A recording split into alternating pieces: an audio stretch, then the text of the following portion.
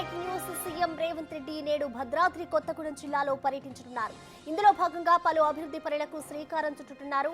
మధ్యాహ్నం 2:30 చండ్రుగుండు మండలంలోని జండాలపాడుకు చేరుకుంటారు.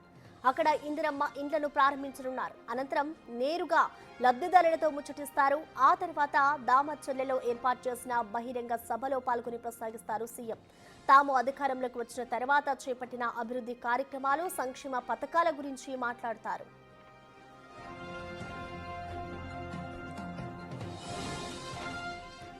ముఖ్యమంత్రి రేవంత్ రెడ్డి పర్యటన నేపథ్యంలో అధికారులు భద్రతా ఏర్పాట్లను కట్టుదిట్టం చేశారు. ఎలాంటి అవాంఛనీయ సంఘటనలు జరగకుండా పటిష్టమైన చర్యలు తీసుకున్నారు. పర్యటన అనంతరం సీఎం రేవంత్ రెడ్డి సాయంత్రం 4:25 హైదరాబాద్కు తిరుగు ప్రయాణమవుతారు. ఇక ఈ పర్యటన కొత్తగూడెం జిల్లా అభివృద్ధికి, ప్రజా సమస్యల పరిష్కారానికి ఎంతగానో దోహదపడుతుందని ప్రజలు ఆశిస్తున్నారు. ఇదే అంశంపై అశ్వరావుపేట ఎమ్మెల్యేతో మా ప్రతినిధి Bhaskar face to face. Bhadradri Kothagudem జిల్లాలో సీఎం రేవంత్ రెడ్డి పర్యటన షెడ్యూల్ ఖరారైపోయింది. దీనిలో భాగంగానే చంద్రగుండ్ల మండలం బెండ్లపాడు గ్రామంలో ఇందిరమ్మ ఇండ్లు ప్రారంభోత్సవం రానున్న నేపథ్యంలో మొత్తానికైతే ఇక ఏర్పాట్లకు సంబంధించి అశ్వరావుపేట ఎమ్మెల్యే జారీ ఆదినారాయణ నేతృత్వంలో మొత్తానికి ఏర్పాట్లు పరిశీలన చేస్తున్న నేపథ్యంలో దీనికి సంబంధించి ఎమ్మెల్యే మనతో పాటు మనం మాట్లాడి చూద్దాం. సార్ నమస్కారం. ఇప్పటివరకు సీఎం రేవంత్ రెడ్డి మొదటిసారిగా ఏజెన్సీ ప్రాంతంలో అడుగుపెట్టబోతున్నారు.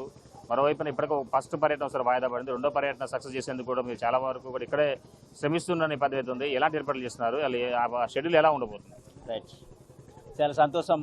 ఈరోజు ముఖ్యమంత్రి గారు ఏజెన్సీ మారుమూల గిరిజన ప్రాంతం బెండాలపాడుకు రావడం అనేది మరి చాలా ఆనందాన్ని ఇస్తూ ఉంది, సంతోషాన్ని ఇస్తూ ఉంది. ఎందుకంటే ఈ ప్రాంతానికి రావడం అనేది మరి మారుమూల ప్రాంతానికి రావడం అదృష్టంగా భావిస్తూ వారు వస్తున్న సందర్భంగా మరి ఈ గ్రామంలో ఏదైతే 312 ఇళ్ళని మనం ఈ గ్రామానికి ఇచ్చినామో వాళ్ళందరూ లబ్ధిదారులతో అందరూ కూడా స్వాగత కార్యక్రమాలు ఏర్పాటు చేస్తూ ఉన్నాం.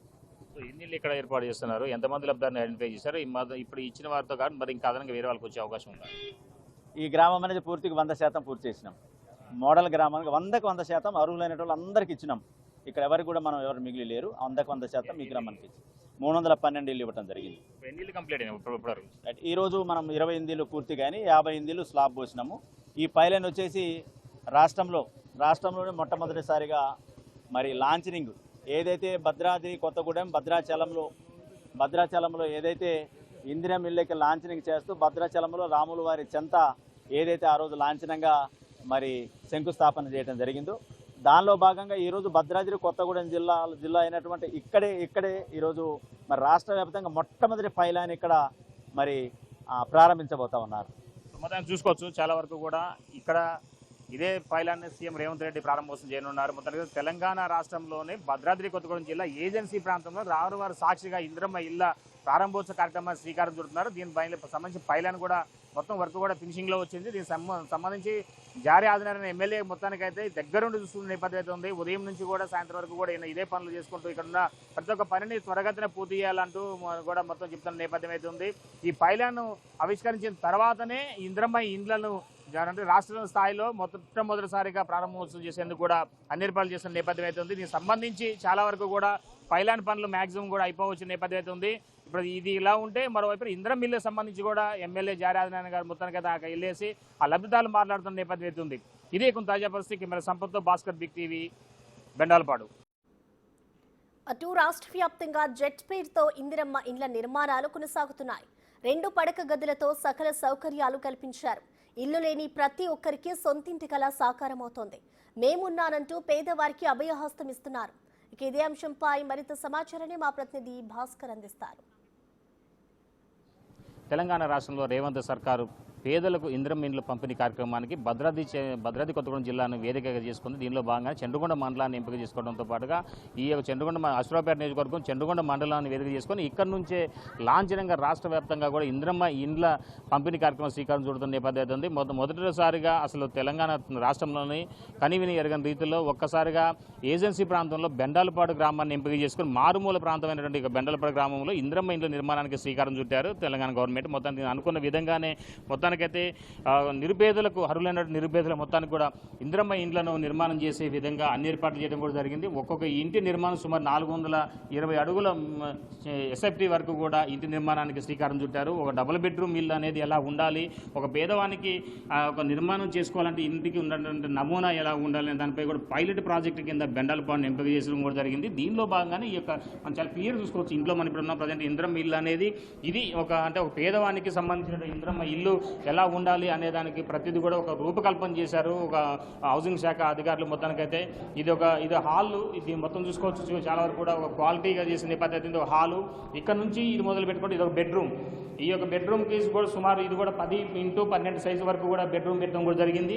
ఈ బెడ్రూమ్ చేసుకున్న తర్వాత ఇక్కడ నుంచి మరలా ఇక్కడ నుంచి మరొక కిచెన్ మళ్ళీ ఒక రూమ్ కూడా ఏర్పాటు చేయడం కూడా జరిగింది. ఇక్కడ నుంచి ఇదొక రూమ్.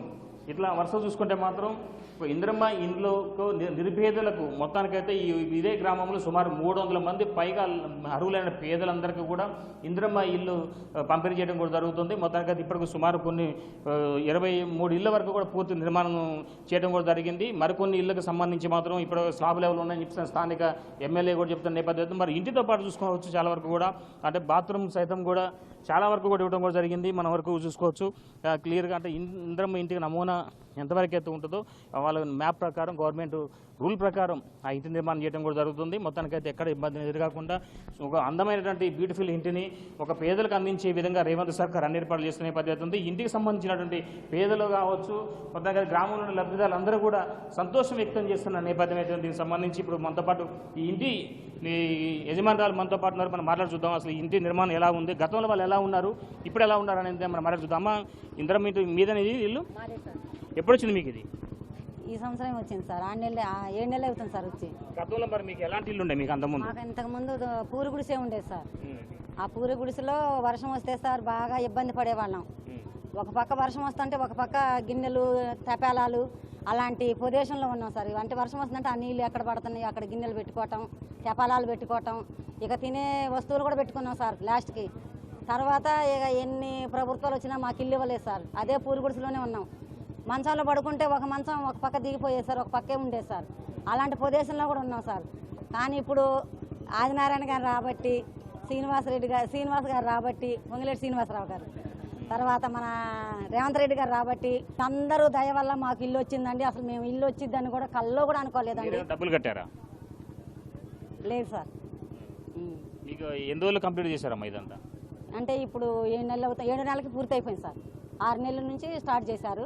7 నెలల కల్లా మేము ఇంట్లోకి వెళ్ళడానికి అనుకున్నారా? ఒక సాక్షాత్ సీఎం రేవంత్ రెడ్డి చేతుల మీదుగా మీకు ఒక ఇల్లు ఇస్తారు, మాకు ఇల్లు నిర్మాణం చేస్తారు, ఒక ఎమ్మెల్యే కూడా మీ ఇంటి నిర్మాణం కోసం చాలా కష్టపడ్డారు, ఆ లెవెల్లో మీకు ఇల్లు వస్తుంది మీరు ఊహించుకున్నారా? ఇట్లా గట్టించుకుంటాం అసలు ఊహించుకోవాలి సార్. మేము కల్లో కూడా అనుకోవాలి ఇట్లా ఇల్లు కట్టుకుంటాం, ఇట్లా మేము గృహప్రవేశం చేసుకుంటాం, మా ఇంటికి ఇట్లా రేవంత్ రెడ్డి గారు వాళ్ళు వస్తారని కూడా మేము అనుకోలేదు, మా సార్లు వస్తారని కూడా అనుకోలేదు సార్ మేము. కానీ ఇప్పుడు ఇదంతా మాకు ఒక కళలాగా ఉంది సార్. అసలు మరి ఇల్లు వచ్చిందంటే మా ఊరు పెద్ద మనుషులు సురేష్ ఎన్నిసార్లు మీరు ఇలాంటి ఇల్లులు కావాలని గత ప్రభుత్వంలో కానీ అంతకుముందు కానీ అప్లై చేసుకున్నారు? 4 సార్లు పెట్టాం సార్. మా వారు ఉన్నప్పుడు కూడా పెట్టారు సార్, కానీ రాలేదు. రేకుల ఇంట్లో ఉండేవాళ్ళం, మట్టి నేల, వర్షం వచ్చినా నీళ్ళు వచ్చినా ఇంకా ఇబ్బంది పడుతూ ఉన్నాం సార్. ఉండి ఇప్పుడు కాంగ్రెస్ ప్రభుత్వం వచ్చాక మా ఎమ్మెల్యే సార్ దయ వల్ల మాకు ఈ ఇల్లులు మా ఇల్లులు మా బాధ ఆలోచించి సారు మాకు ఇంత చేపిచ్చారు. మా ఇంటికి సీఎం సార్ రావటం నాకు చాలా సంతోషంగా ఉంది. మా కాంగ్రెస్ అధికారులందరూ నాకు సహకరించి నా ఇంటికి అందరు సాయం చేశారు. ఇవాళ నేను అంత మట్టిలో ఉన్నాం సార్. మేము ఇంత ఇంట్లో ఉంటామని నేను అసలు అనుకోలే. నాకు చాలా సంతోషంగా ఉంది సార్ ఇచ్చినందుకు. నిరుపేదలకు సుమారు 700-300 మంది పైగా పేదలకు వాళ్ళకి హక్కుపత్రాలతో పాటుగా గృహ నిర్మాణాలు పూర్తి చేయడంతో పాటుగా ప్రారంభించడం పాటుగా మొత్తం ఇక్కడ లాంఛనంగా జరగబోతుంది. దీనికి సంబంధించి ఎమ్మెల్యే స్థానిక అశ్వరావుపేట ఎమ్మెల్యే జారీ ఆదినారాయణ నేతృత్వంలో ఇది ఆయన దత్తత గ్రామం. ఈ దత్తత గ్రామాన్ని బహుశా ఖమ్మం ఉమ్మడి జిల్లాలో ఏ ఎమ్మెల్యే కూడా చేసి ఉంటారు. మొత్తానికైతే ఆయన చేసినటువంటి ఈ యొక్క దత్తత గ్రామంలోని ఈ పైలట్ ప్రాజెక్టు కింద ఎంపిక చేసుకుంటూ ఇక్కడే ఇందిరమ్మ ఇళ్లకు శ్రీకారం చుట్టి ప్రారంభోత్సవానికి నాంది పలకడంతో ఇక్కడ ఉన్న ప్రజలంతా కూడా హర్షం వ్యక్తం చేసిన నేపథ్యం ఉంది. ఇది ఇక్కడ తాజా పరిస్థితి. సంపత్తో భాస్కర్, బిగ్ టీవీ.